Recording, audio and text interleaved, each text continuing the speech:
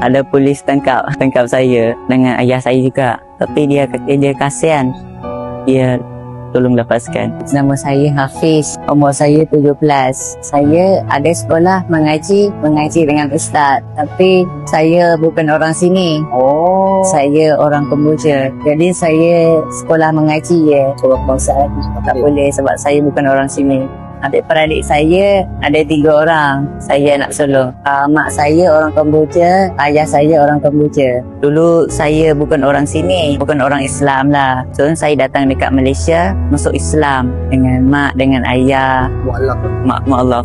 Ayah saya dia kerja buat rumah orang. Dia macam lantai ke macam rumah dia boleh buat. Mak saya dia tak kerja sebab dia ada baby.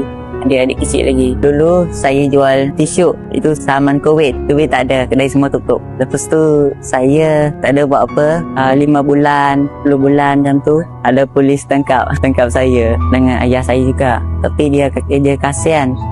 Dia tolong lepaskan. So maksudnya ni tolong mak ayah ha? Ya, tolong mak lah jual manja. Saya dengan ayah saya dia beli buah.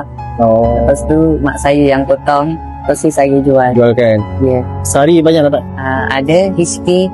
Kalau jalan-jalan raya mesti dapat rezeki. Saya memang suka jual macam ni. Suka jalan-jalan. Ya, sebab saya orang susah. Kalau tak keluar susah nanti dapat apa makan. Saya nak jadi mengaiga. Nanti jadi besar mengaiga lagi besar-besar. Nanti bukan jual mangga je. Nanti ada tukar-tukar benda-benda jualan. Macam keropok ekor ke. Bagi Hafiz sendiri, Ya. untuk kejayaan dalam dunia ni, apa benda yang Hafiz impikan lah? Dalam tunjian ni saya suka mak ayah ya. Ya, sebab saya ikut mak ayah tak ada salah.